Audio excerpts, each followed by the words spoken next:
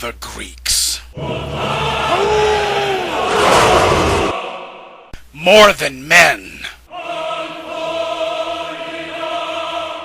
They were manly men, fierce in battle, philosophers and profound thinkers. They were the foundation of the white world.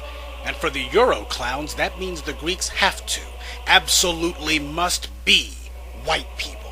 From the highest ranking member of the Forum to the lowliest slave. Not only that, but every bit of their culture had to come from them, with no outside influence, and certainly nothing from the black world, even though Africa was far closer to them than Europe. Yes, sir, Greece was the quintessential white civilization, with strong, smart white people as far as the eye can see, and not a person of color for 1,000 miles. In fact, the Greeks hated non-whites, and made no bones about it. This is Sparta! Small wonder the Euro clowns love Greece so much. Go tell the Spartans, passerby, that here, by Spartan law, we lie. And lie they did. Lied their asses off. For starters, Greece was the world's first multiracial society, and second, there is no connection between Greece and the Northern Europeans who never get tired of bragging about them. But before we get to how black Greece was, let's address this whole macho Greek myth. Everybody knows that Greece was pretty much known for only two things, philosophy and homosexuality. And not just among men.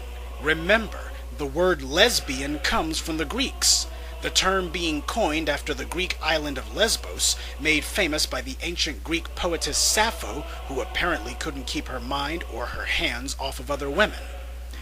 The Greek reputation for homosexuality even made it into pop references for sex, such as anal sex being referred to as doing it Greek style.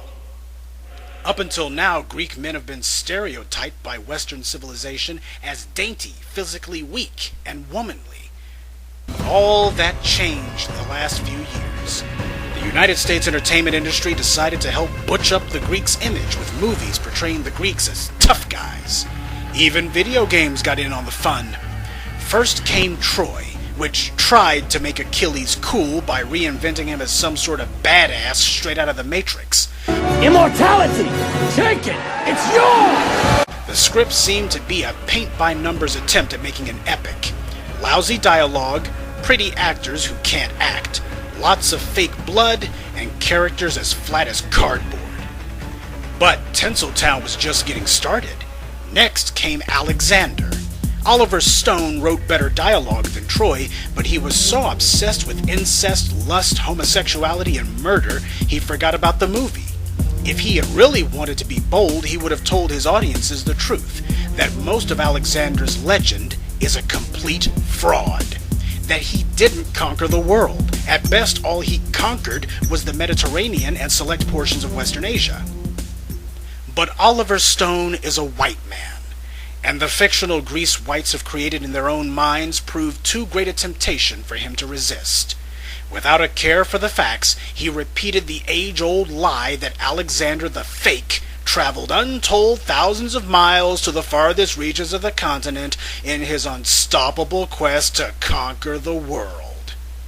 But Stone never bothered to tell his audience that Alexander never went into Africa, which was only a few hundred miles from Greece. So, why did Alexander choose to travel thousands of miles across Asia into the middle of nowhere as opposed to going into Africa, which was only a hop, skip, and a jump away? After the defeat of Darius III, the Persians ceded their imperial holdings to old Alex, and he walked into Egypt without any opposition.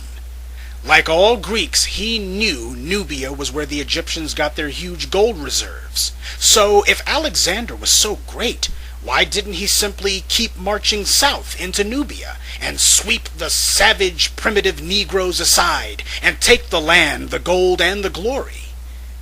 Because Queen Makeda of Ethiopia was waiting on him with a division-strong army of elephants and Ethiopian soldiers.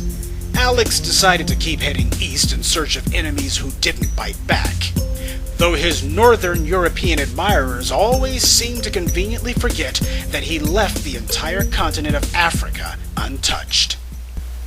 But, as ridiculous as Troy and Alexander were, nothing could prepare the world for the outrageous spectacle of 300, which became the magnum opus for white supremacists who clearly saw it for the race war analogy that it was.